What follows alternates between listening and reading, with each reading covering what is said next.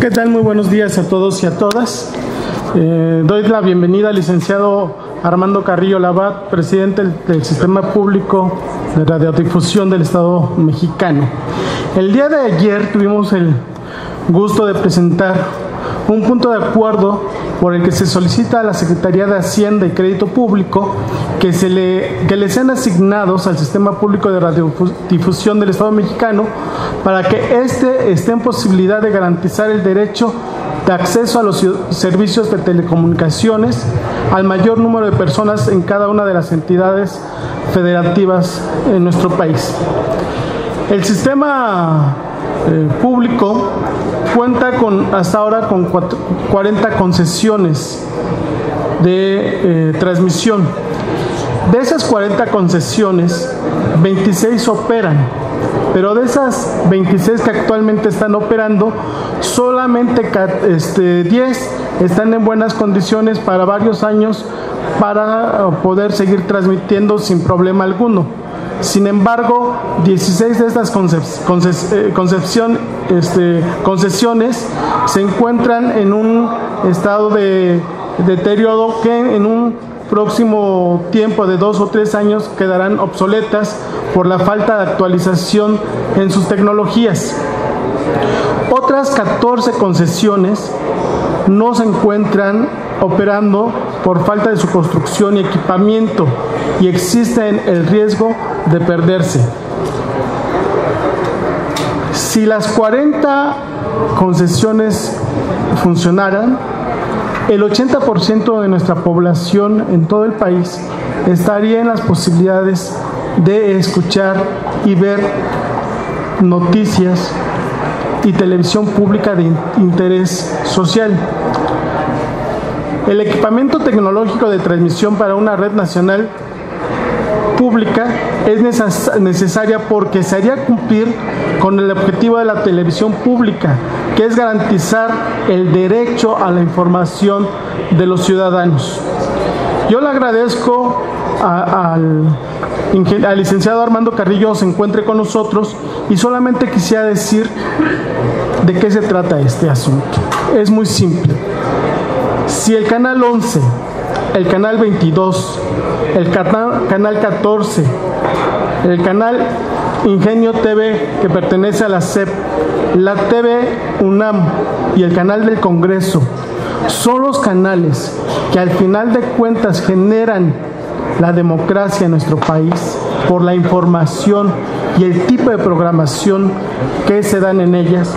No puede ser que el Estado mexicano no fortalezca este tipo de proyecto televisivo.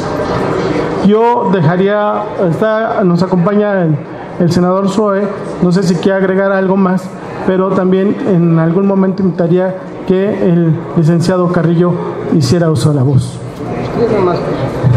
De manera muy breve, para darle la bienvenida al director del SPR, Armando Carrillo Labat, y nos sumamos porque desde la reforma constitucional y la ley de telecomunicaciones y de radiodifusión, una de las causas de nuestro bloque parlamentario siempre ha sido el fortalecimiento de los medios públicos. Creemos en ellos y creemos en ellos porque han dado muestra de no solamente profesionalismo y calidad que incluso es premiada en certámenes internacionales, con producciones de verdad que nos hacen sentir orgullosos, pero no solo por eso, porque son los medios públicos también guardianes de derechos humanos, el derecho a la información, el derecho a la pluralidad, el derecho a tener una televisión también de calidad. Lo es el canal del SPR, uno con todos, es una voz con todos. Lo es el canal 22, lo es TV UNAM, lo es también el canal del Congreso, el canal judicial, el canal 11. Vaya, son de verdad asuntos institucionales, pero que atienden a estas demandas permanentes del derecho a la información. Y no solo eso, también lo digo también con orgullo, Muchas veces son los únicos espacios donde el 10% de los mexicanos puede tener acceso a contenidos en su propia lengua. También son los espacios en donde jamás se puede interponer una lógica pues, de orden comercial a la atención, por ejemplo, de desastres naturales. ¿Qué hubiéramos hecho sin los sistemas públicos de radiodifusión en los estados donde hubo un temblor? Pero el problema es que nosotros lo vemos así. El presupuesto no lo ve de la misma forma. Y han sido castigados y han sido muchas veces considerados pues cosas que no son prioritarias. ¿Cómo le vamos a gastar ahí? Creo que esta es una visión errónea de ver a los medios públicos. Por eso estamos aquí de manera muy solidaria. Te damos la bienvenida y bueno, tienes el uso de la palabra. Muchísimas gracias a los senadores aquí presentes, especialmente porque es el grupo de nuestro cuerpo nacional que tiene que ver directamente con los temas de la televisión pública, y el que nos hayan hecho favor de invitarnos para este tema, pues para nosotros representa un respaldo muy importante. Muchos de ustedes estuvieron aquí cuando fue la comparecencia que me tocó dar cuando tuve que comparecer ante el Senado para poder acceder a esta posición. Y como les decía, muchos de ustedes estuvieron aquí y no me dejarán mentir cuando algún senador me preguntó que cómo íbamos a hacer para que este sistema que nacía hace 3 años pudiera ser exitoso. Yo les dije, es muy fácil, no me dejen solo, porque este no es un asunto de un hombre solo. Un sistema público no es un asunto en su nacimiento, en su creación, en su desarrollo, de un hombre solo. Y la prueba que me dan ellos de que no me dejan solo es que miren, aquí los tengo, están con nosotros, están con la televisión pública y están para respaldar las acciones fundamentales que tenemos. El desarrollo de la red de televisión que opera el sistema público, pues necesita tener crecimientos importantes para atender cada vez más, como dice la propia ley, a la mayor población posible. En ese proceso estamos. Y pues muchas gracias a los senadores, muchas gracias por estar con nosotros, por no dejarnos solos y por caminar con estos temas. Gracias. No, gracias a ustedes. Yo solamente quiero agregar algo más. La televisión del Congreso tiene fundamentalmente su transmisión o llega solamente a nivel metropolitano. La nueva antena que acaban de inaugurarse atiende solamente al Estado de México, el Estado de Hidalgo, el Estado de Puebla y Distrito Federal. Es lo más que nuestra antena, nuestro canal, tiene la posibilidad de compartirse en público. ¿Qué mejor razón que todos los ciudadanos de todo el país tengan acceso a la información de lo que el Congreso mexicano resuelve? Esa es la importancia de fortalecer el sistema público de radiodifusión. Si el Estado no entiende que la democracia se hace a partir de la información que obtienen los ciudadanos, entonces el Estado está siendo omiso en su responsabilidad de fortalecer la democracia. Yo felicito al licenciado Carrillo su presencia aquí y le aseguramos el grupo parlamentario PT Morena que vamos a continuar impulsando el fortalecimiento de este sistema. Gracias. Muchas gracias, Fernando. Una pregunta. Sí, muchas gracias, senadores, licenciado. No tenemos preguntas relacionadas con este tema. No sé si nos permitirían que los compañeros de los medios les preguntaran de otros temas. En este caso, la primera pregunta sería de Angélica Mercado, del Grupo Milenio. Buenos días, senadores. Quisiera preguntarles su opinión sobre estas declaraciones que hizo ayer Andrés Manuel López Obrador en esta transmisión con Milenio, en la que dice que va por modificaciones a la reforma energética, a la de educativa, y que pues él aspira a pasar como un presidente similar a Benito Juárez o Lázaro Cárdenas o Francisco I. Madero. Sí, empiezo por el final. Yo creo que esa declaración, y además hoy es la portada del periódico Milenio, es la mejor forma de entender a un líder político que quiere hacer las cosas de manera diferente y que su principal motivación es pasar a la historia como un buen presidente. No hay motivaciones de orden económico, no hay motivaciones de tener un estilo de vida que no le corresponden a un funcionario público. Es la mejor muestra de que Andrés Manuel López Obrador está entendiendo el momento de la historia nacional, la crisis de las instituciones, el desapego cada vez más creciente a la democracia por parte de los mexicanos, la enorme insatisfacción con todo lo que tenga que ver con la política que manifiestan en este llamado humor social las mexicanas y los mexicanos. Entonces, yo lo celebro. Yo quiero tener un presidente que aspire a pasar a la historia, que aspire a estar en la lista de los grandes presidentes que construyeron un legado que hoy es duradero. Prefiero eso a un presidente que quiera vivir en una casa grande, que quiera tener para siempre una pensión, que quiera construir para sí mismo el poder en una lógica patrimonial. Yo prefiero eso. Ahora, sobre lo planteado el día de ayer, hay una clara posición respecto a una reforma a la energética que no tuvo desde su origen en las reformas constitucionales y tampoco en las leyes secundarias objetivos sociales. Había que hacer una reforma energética, claro, para mejorar la capacidad de producción de las empresas paraestatales, para tener ciertos espacios de apertura a la iniciativa privada, para lograr pensar en una transición energética, para acabar con la corrupción del sindicato.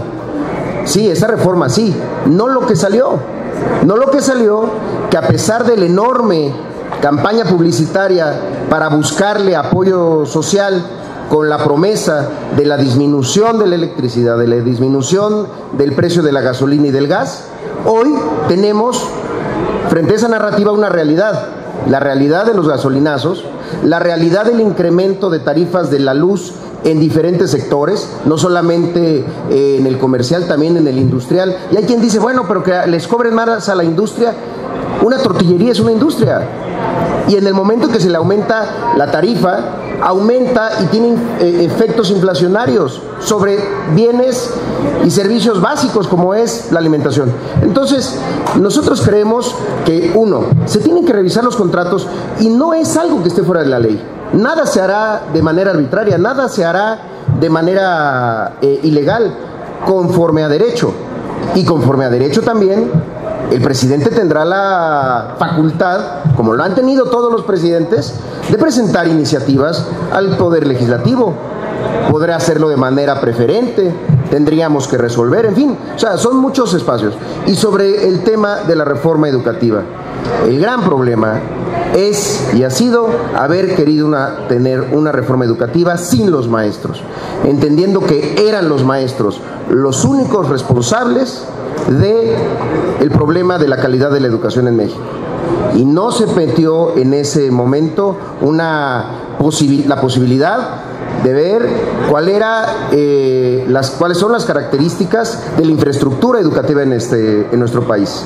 En mi estado, en Chiapas, hay 2.500 escuelas sin baños. Yo no sé, yo estoy seguro que nadie de ustedes quisiera que sus hijos fueran a una escuela que no tiene baño. Hay cerca de 1,000 escuelas que no tienen luz, energía eléctrica. Entonces, había que haber hecho la reforma al revés. Primero, con los maestros, con ellos, es con ellos.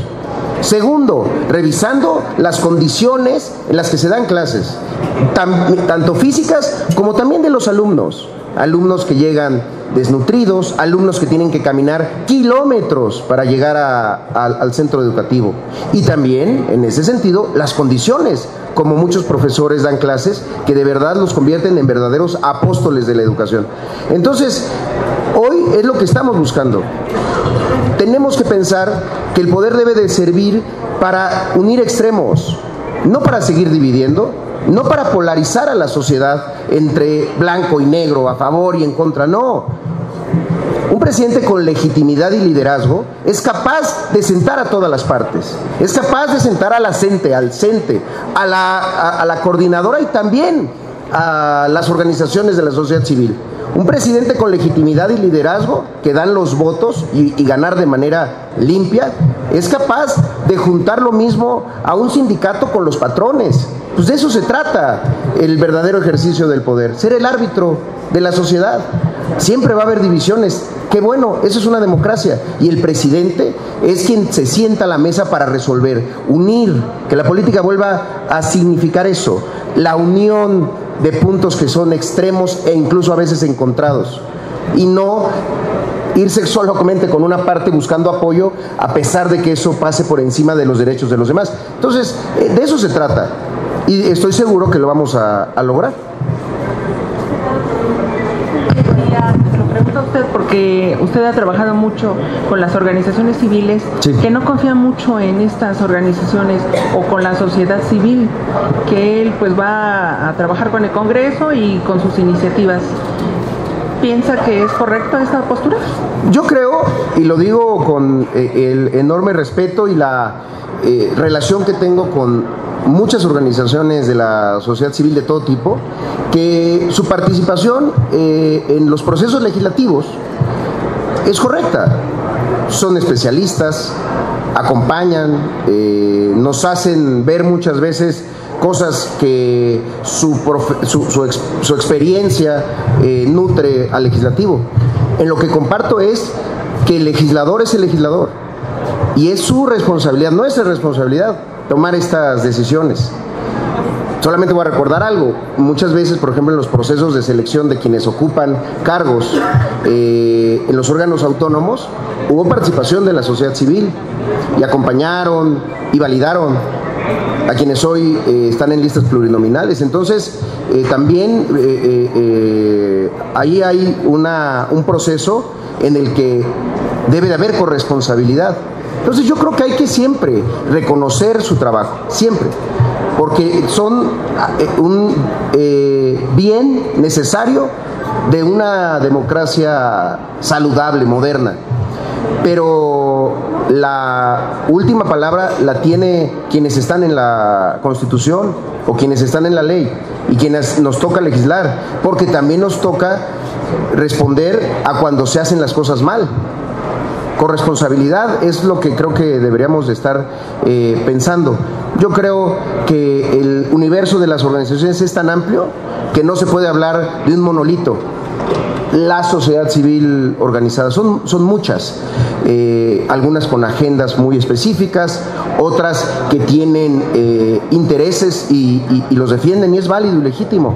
Entonces no creo que sea un monolito, pero siempre hay que pensar con quién nos juntamos, y yo estoy contento de que tengamos una comunicación franca, abierta, sincera, incluso cuando no estamos de acuerdo. Le pregunta ahora Gerardo Cedillo, de Enfoque Noticias del Grupo Radio Mil. Hola, senador, ¿cómo está? Oiga, preguntarle con respecto también al planteamiento que hace ayer Andrés Manuel López Obrador de un crecimiento del 4%, yo quiero preguntarle si esa promesa, digamos, es aterrizable y cómo lo haría. Digo, obviamente eso lo irá desarrollando, supongo yo, pero si no es insuficiente, porque se ha hablado durante décadas en este país que necesitamos un crecimiento por arriba del 7% para, por lo menos, pues empezar a solventar los graves problemas que enfrenta el país. Eso sería la primera pregunta. La segunda sería, en cuanto a aplicar recetas del señor Ortiz Mena y del desarrollo estabilizador, pues ya hay muchos empresarios y gente que oyó las declaraciones de López Obrador que califican eso como un planteamiento regresivo en materia económica. Sí, yo creo que para contestar esto usaría dos fuentes. La primera, una exfuncionaria del actual gobierno, secretaria de Estado, algún día mencionó y citó un estudio del Banco Mundial en el sentido de que la corrupción podría estar frenando el crecimiento económico hasta por 9 puntos. 9 puntos. Vamos a suponer que es una estimación grande, exagerada, tuvo que hasta salir a desdecirse, ¿no? Pero vamos a suponer que fuera la mitad. Hay evidencia teórica, práctica, incluso de calificadoras, que han establecido que la corrupción en nuestro país tiene implicaciones sobre el crecimiento económico del Producto Interno Bruto. No lo dice Andrés Manuel. Entonces, el eje central, que es el poder con honestidad, tendrá efecto sobre eso. Número 2, recientemente el INEGI publicó su encuesta de victimización de las empresas y se reportan 4 millones de hechos delictivos al año que afectan a las empresas directamente: comercios, comercios que son asaltados, cobro de piso, etcétera, etcétera, robo hormiga, o sea, todo ese espacio. Y una de las conclusiones más interesantes es que la inversión extranjera y la inversión privada nacional se ha detenido los últimos 2 años y empieza a decrecer. En esta administración, que supuestamente es muy moderna y que está a la vanguardia en términos económicos, pues no. ¿Qué está alejando a la inversión de México? 3 cosas muy simples: la corrupción, la inseguridad y un tercer elemento fundamental: las reglas no claras, el Estado de Derecho. Cuando un gobierno, como lo han hecho aquí, cambia las reglas de manera permanente, pues ahuyenta la inversión. No lo ha hecho Andrés Manuel López Obrador, lo ha hecho esta administración. Esta tarifa cero, nada más para decir una. Entonces, no es un asunto utópico.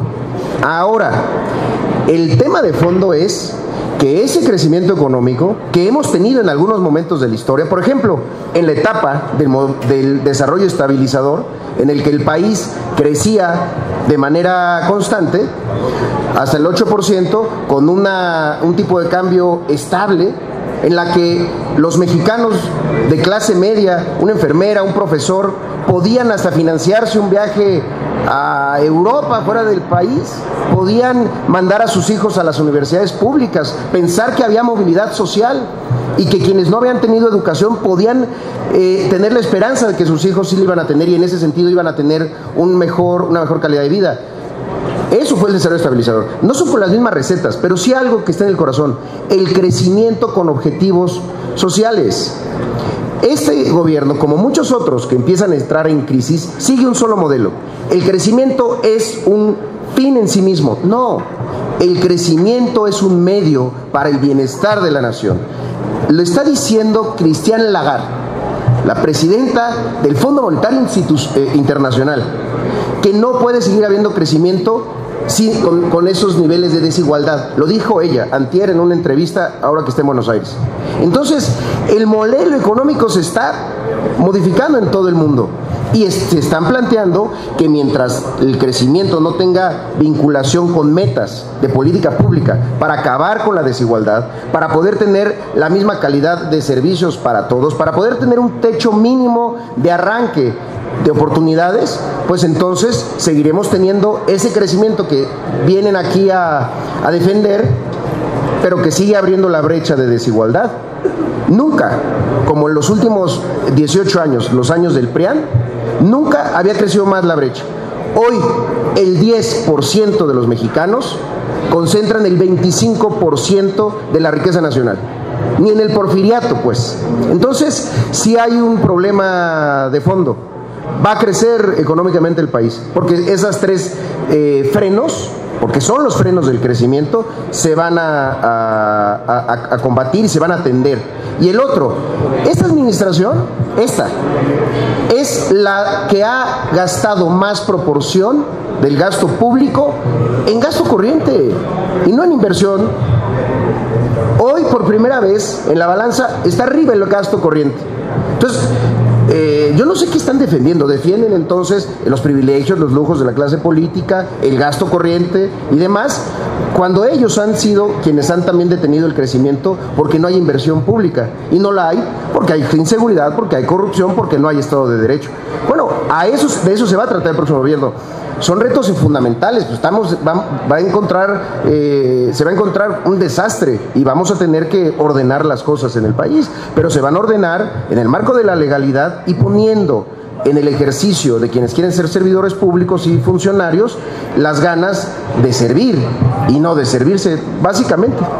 O sea, el meollo del asunto es la redistribución de la riqueza. Supongo yo que ese es el tema. Es decir, usted dice que se ha concentrado en un muy pequeño grupo de personas la riqueza de este país. Entonces va a ser, ahora sí que como el gobierno Robin Hood, quitarle a los ricos para darle a los pobres. ¿O cómo va a operar? Porque entonces no lo entiendo. No, a ver, primero, la riqueza nacional del gasto público sí hay que redistribuirla. ¿Cómo? Invirtiendo más en carreteras, en hospitales, en escuelas, y no gastando tanto en gasto corriente. Eso es una forma de redistribuir, por ejemplo. No se está planteando que para que las clases menos favorecidas, para que los pobres estén mejor, hay que hacer que haya menos ricos. Eso no soluciona nada. Y no hay una sola línea en el planteamiento de López Obrador que hable de esa forma de redistribución. No se está planteando ese camino. No, se está pensando que haya crecimiento, que genere inversión, que genere empleo. Pero para eso hay que quitar lo que lo atora, la corrupción, combatir de a de veras la inseguridad, generar Estado de Derecho, pero siempre pensando que el Estado tiene la obligación de pensar que el crecimiento es para favorecer el bienestar, para acabar con la desigualdad. La desigualdad no se acaba cuando el que está arriba tiene menos, se acaba cuando la brecha es más corta.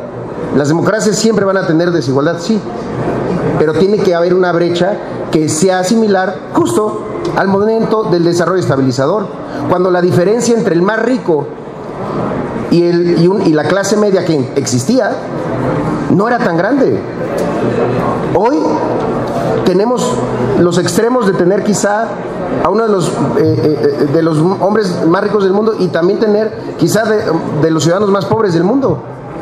Entonces no se trata de eso es parte como de la campaña para generar temor. Y no es eso, no es quitarle a unos y dárselos, no, eso no funciona. Es crecimiento con objetivos sociales, pero quitando los verdaderos obstáculos del crecimiento. Le pregunta ahora Víctor Mayén, de Capital México. Senador, le reitero la pregunta. ¿Usted entonces sí cree que es posible gobernar este México actual del siglo XXI con fundamentos macroeconómicos de 1950, cuando las condiciones de crecimiento eran diferentes, cuando la densidad de población era diferente, cuando la situación económica a nivel mundial era distinta a la que ahora estamos viviendo? ¿Sí se pueden revivir fundamentos de hace 60 años? No. Y desarrollo un poco la idea. Lo que se está planteando es entrar a una discusión económica que ¿quiénes no le están dando? Sí, no le está dando Estados Unidos, por ejemplo, pero sí se está dando en Europa, sí se está dando en ciertos países, en algunos países asiáticos democráticos, sí se está dando incluso en algunos ejemplos sudamericanos, en donde se reconoce, uno, el modelo económico que plantea que el crecimiento vía inversión eventualmente va a gotear y redistribuir la riqueza, modelo que en 2008 con la crisis financiera de Wall Street entró en crisis, en colapso en Estados Unidos, versus las discusiones más modernas que se están planteando de cómo hacer que la economía abierta sirva para que cada vez haya más gente que pueda recibir sus beneficios. La discusión aquí no es de pobres y ricos, no es una discusión quizá ni siquiera de posiciones de izquierda y de derecha, es una posición de adentro y afuera. ¿Quiénes son los que se han quedado afuera de los beneficios de la democracia, del libre mercado, de la globalización? Son muchos, son los 70 millones de pobres que hay en el país. Pero el problema es que no es un modelo económico de los años 50 pensar que la corrupción detiene el crecimiento. La corrupción hoy y dentro de 100 años va a ser un objetivo a combatir porque detiene el crecimiento. No es un modelo económico de hace 50 años pensar que la inseguridad detiene el crecimiento económico. Si es un modelo que ha aplicado este gobierno. El futuro debe de ser justamente crear entornos pacíficos para la generación de bienestar económico. El modelo de los años 50 no es el de tener un Estado de Derecho tan endeble que hace que tengamos instituciones poco creíbles, que hace que alguien se espante porque diga, ¿y cómo le voy a hacer para invertir si aquí la institución es corrupta o simplemente me cambia las reglas cada vez? Ese no es un modelo económico de los años 50. Al contrario, es un modelo económico que se ha ido arraigando a partir de un sistema político corrupto, pero que no está dando resultados. Si alguien puede decir, no, sí funciona bien. Los niveles de corrupción, de inseguridad y de violencia son permitibles porque están generando desarrollo. Bueno, no solamente sería cruel decir eso, sería falso, porque no es cierto. No es el planteamiento de López Obrador plantear eso. La única referencia es que sí se ha podido en otros momentos, pero que se ha podido a partir de tener seguridad y confianza en las instituciones. Ya se cansó Mayén, se le cansó la mano. La siguiente pregunta es de Gabriel Chantomila, del Sol de México. ¿Qué tal, senador? Preguntarle este tema de la comisionada Jimena Puente. Este tipo de circunstancias de alguna manera generan desconfianza entre la sociedad. Pareciera que son comisionados encubiertos, no en específico de un partido, ¿no? Sino que fueran de cualquier otro partido. ¿Qué se tiene que hacer en este caso? En el INE, por ejemplo, dejan transcurrir 3 años para que alguien pueda ser representante popular, ¿no? En este caso, bueno, yo creo que la ciudadanía amerita o requiere de una explicación. ¿Me puede dar un comentario en ese sentido, por favor, senador? Con todo gusto. ¿Y qué se va a hacer para evitar esto? Primero, y sí déjeme decirle, sí es específico de un partido, porque está en la lista plurinominal de un partido, que es el PRI. No estamos hablando que este fenómeno esté ocurriendo en otros partidos. Desde luego que no en Morena y tampoco en los otros partidos, por lo menos que yo tenga conocimiento. Entonces, aquí hay un problema de fondo, estructural, de verdad. Nosotros creamos órganos autónomos, órganos garantes de la transparencia y el acceso a la información, porque es un derecho humano. Lo hicimos en el diseño institucional de la Constitución, en 2 leyes secundarias, federal y general.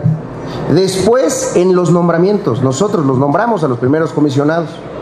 Y después en el nombramiento de la primera presidenta, la comisionada Puente. Aquí vinieron y nos dieron su palabra. Y lo único que les pedíamos era una cosa: autonomía, punto. Y nos garantizaron, juraron, perjuraron no tener vinculación, cercanía, dependencia con nadie, ni grupo político, ni grupo económico, que tenían experiencia, porque venían de órganos autónomos de otros estados. Y les creímos, y los nombramos, y a ella le hicimos presidente. ¿Cómo quieren que nosotros reaccionemos? Y el problema no es que haya traicionado nuestra confianza, es el daño que se le hace al instituto.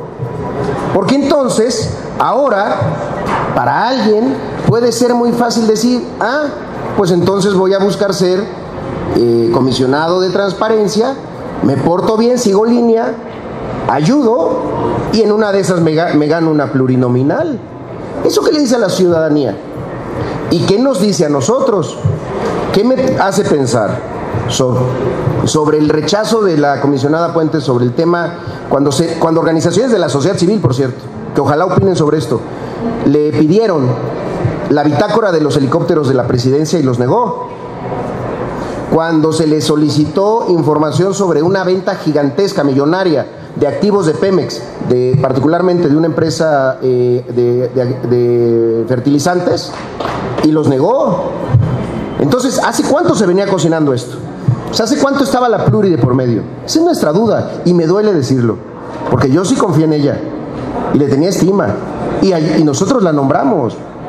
Y no es un asunto personal, es un asunto institucional. ¿Qué es lo que vamos a tener que hacer? quizá la iniciativa, la propuesta más triste que se haya hecho en el Senado, para mí por lo menos. Tener que pensar que mexicanas y mexicanos que se comprometen con la transparencia tienen que tener candados a la ambición.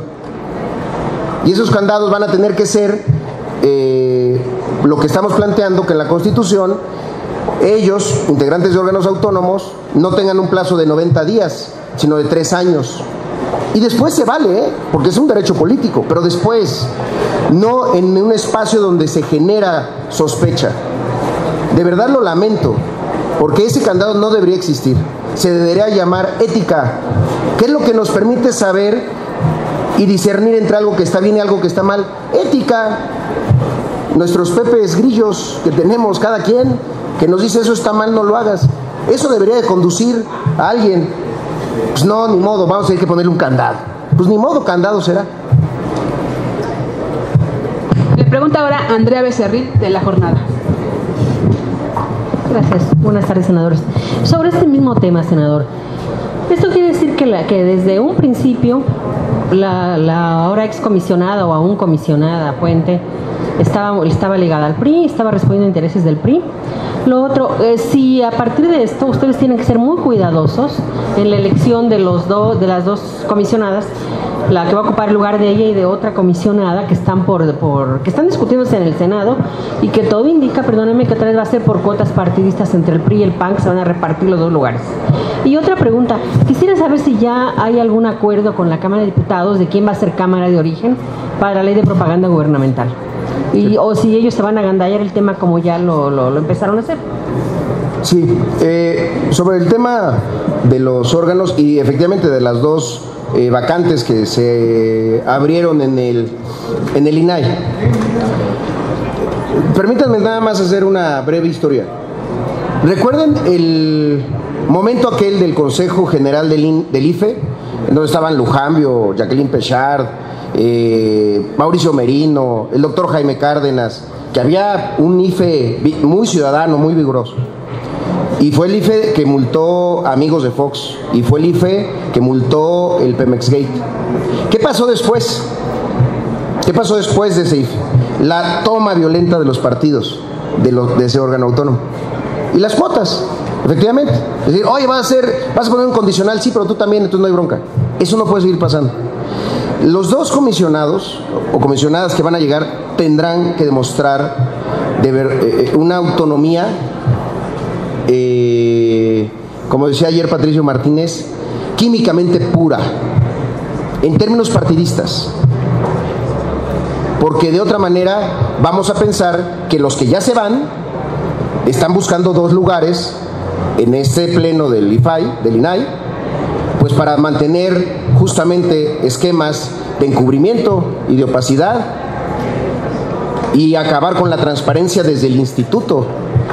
Porque vaya, si hoy revisaron al financiero, pues es claro que ya se van. Y entonces yo creo que, y ojalá me esté equivocando, pero son capaces de poner a alguien que venga del comité seccional. Son capaces de ahorita mandar a uno que tenga aquí tatuado los logos de su partido. Porque es evidente que no les importan las instituciones.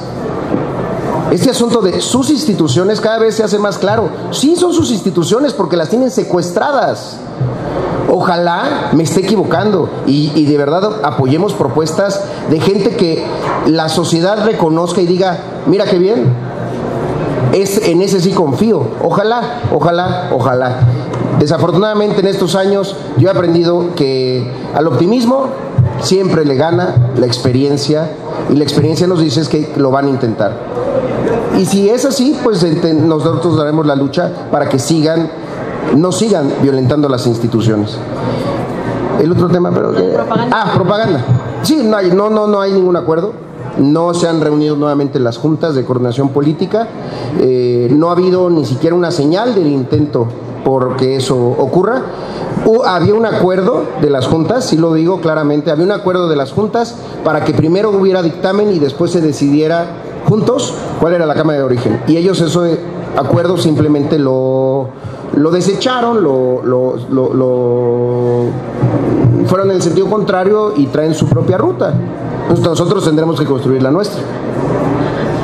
Senador, pero entonces hay por ahí una hipótesis, del ex senador Pablo Gómez, que dice que la Cámara de Diputados lo que quiere es sacar una ley muy light, sí, que no modifique nada, o finalmente aprobarla, y si en el Senado se para, el Senado sería el que correría con las sanciones de la Corte. Sí. Esa es la gran jugada del PRI en ambas cámaras. Mira, en la reunión de la Junta de Coordinación Política de ambas cámaras, el acuerdo era decir, número 1, hay una sentencia de la Corte. Número 2, no es para el Senado o la Cámara de Diputados, es para el Congreso de la Unión. Entonces resolvamos y atendamos este tema juntos. Ese era nuestro planteamiento.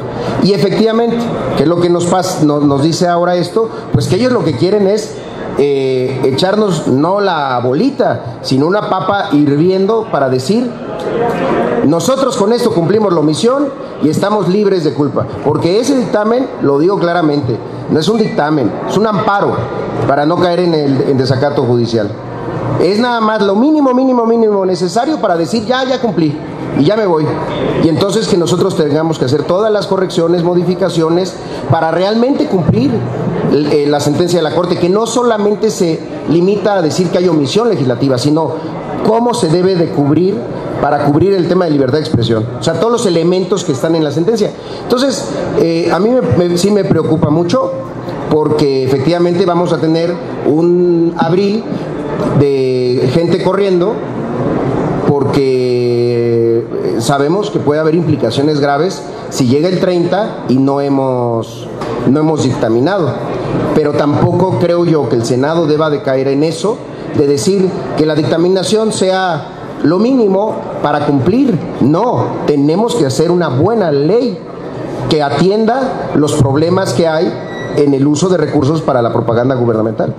Y tampoco se convocó a nuevas audiencias con las organizaciones, ¿verdad?